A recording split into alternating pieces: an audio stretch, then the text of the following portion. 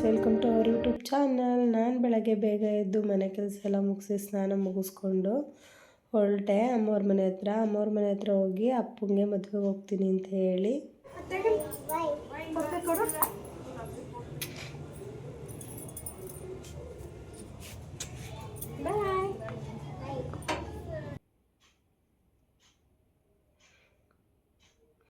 ಅಕ್ಕವ್ರ ಮನೆ ಹತ್ರಕ್ಕೆ ಹೊರಟೆ.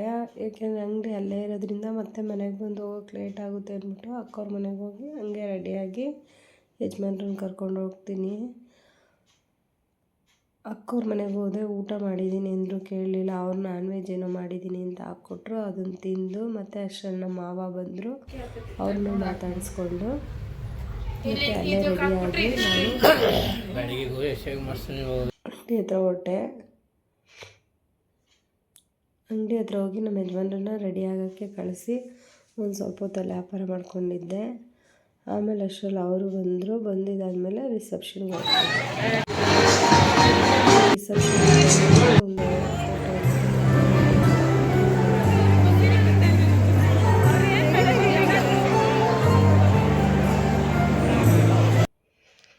ವಿಡಿಯೋ ಫೋಟೋ ಎಲ್ಲ ತಕ್ಕೊಂಡು ಸ್ವಲ್ಪ ಹೊತ್ತು ಅಲ್ಲೇ ಕೂತ್ಕೊಂಡಿದ್ದೆ. ಆಮೇಲೆ ಊಟಕ್ಕೆ ಹೊರಟ್ವಿ.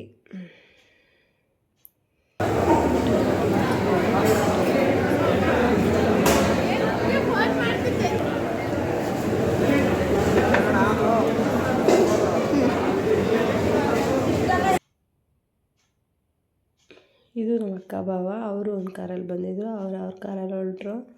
ಮತ್ತು ನಾವು ನಮ್ಮ ಮೈದ ನಮ್ಮ ವಾರ್ಗಿತ್ತಿ ನಾವೊಂದು ಕಾರಲ್ಲಿ ಬಂದಿದ್ವಿ, ನಾವು ಹೊರಟ್ವಿ.